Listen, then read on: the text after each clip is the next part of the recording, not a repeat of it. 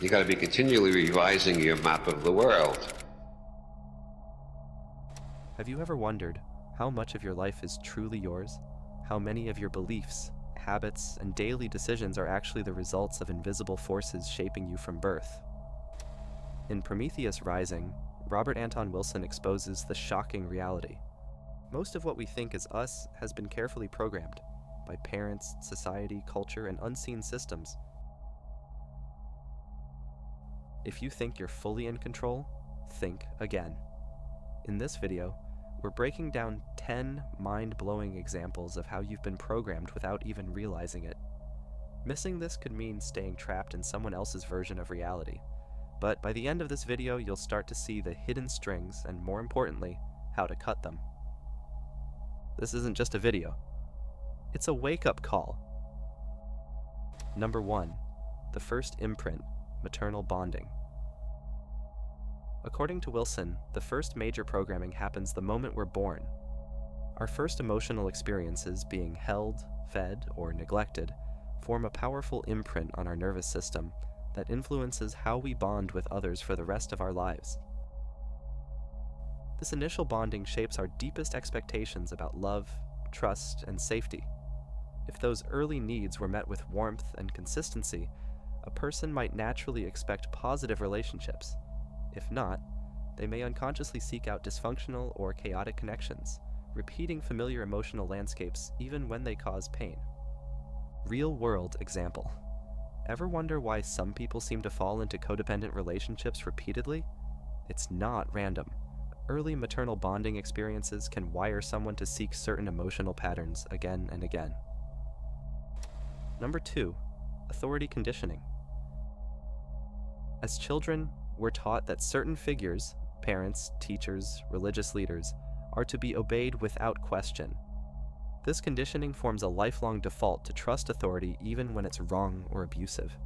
This programming can become so ingrained that people feel genuine fear or guilt at questioning authority, even in situations where dissent would be rational or necessary. It creates societies where conformity is prized over critical thinking, and where abuses of power can flourish unchecked simply because that's the way it's always been. Real-world example. Think about how easily people comply with absurd rules in bureaucratic systems or blindly follow orders at work, even when it feels wrong. That's early authority programming at play.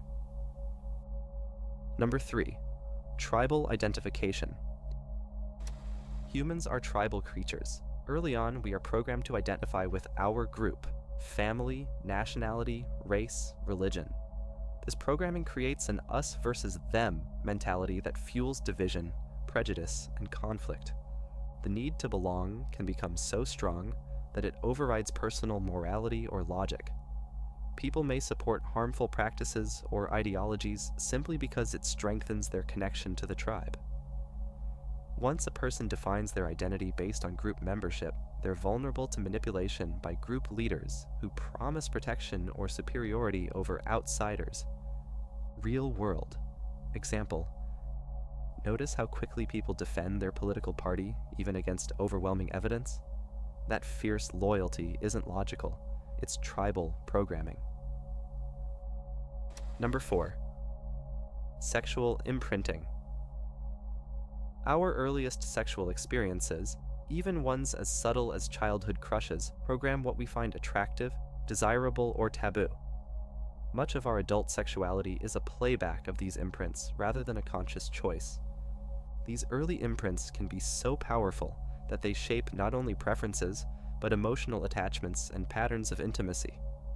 Unconscious scripts, developed long before conscious thought, silently dictate who we are drawn to and how we behave in romantic relationships, often leading to recurring patterns we don't fully understand. Real-world example. Fetishes, preferences, and even dysfunctional relationship patterns often trace back to early unconscious sexual imprints. Number 5. Reward and punishment loops. School systems and early education program us to respond to rewards and punishments rather than intrinsic motivation. We learn to chase approval and avoid disapproval instead of pursuing authentic passions. Over time, this shapes a worldview where external validation becomes more important than internal fulfillment, People learn to measure their worth based on grades, trophies, salaries, and titles, rather than genuine happiness or personal growth, setting the stage for lifelong dissatisfaction. Real-world example. People who feel stuck in careers they hate but can't leave because of the status, paycheck, or fear of criticism are often trapped in a reward-punishment loop. Number 6. Financial scarcity conditioning. From a young age, most of us are bombarded with ideas of scarcity. Money doesn't grow on trees. You have to work hard to barely survive. Rich people are greedy. These deeply embedded beliefs create unconscious barriers to wealth. Such scarcity conditioning programs people to see opportunities as limited and success as a zero-sum game. It often leads to self-sabotaging behaviors like undercharging for skills, rejecting abundance, or feeling guilt when financial success does happen. Real-world example. Someone who subconsciously believes wealth is evil might self-sabotage financial opportunities without realizing why. Number 7. The good versus evil dichotomy.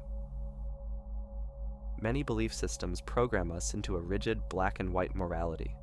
Certain ideas are good, others are evil. This simplistic framing prevents nuanced thinking and keeps people locked in ideological wars. The inability to recognize complexity fosters division, hatred, and intolerance. It becomes easier to dehumanize others who think differently, fueling endless cycles of conflict rather than encouraging understanding, growth, and cooperation. Real-world example. Cancel culture. The instant labeling of people as entirely bad for one mistake is a modern manifestation of this ancient programming in action. Number 8. Media narratives. The media doesn't just inform, it programs. News cycles, movies, and advertising tell you what to fear, what to value, what success looks like, all carefully framed to keep certain power structures intact. The repetition of certain narratives conditions the population to adopt specific worldviews without questioning their validity. It creates emotional triggers, collective anxieties, and cultural biases that feel natural but are carefully manufactured. The media subtly decides which events are worthy of your outrage and which should be ignored entirely. Real-world example. How many people felt genuine panic about certain events they barely understood simply because every headline screamed crisis for weeks? That's media programming in action. Number 9. Time orientation.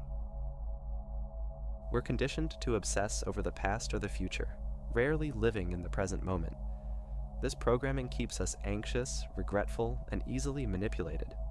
By constantly worrying about future fears or replaying past regrets, people are prevented from fully engaging with the only reality that actually exists, the now. Corporations and institutions thrive on this distraction, selling endless solutions to problems that often exist only in our imagination. Real-world example. Think about how much mental energy people waste worrying about what might happen instead of taking meaningful action right now. Number 10. The illusion of free will.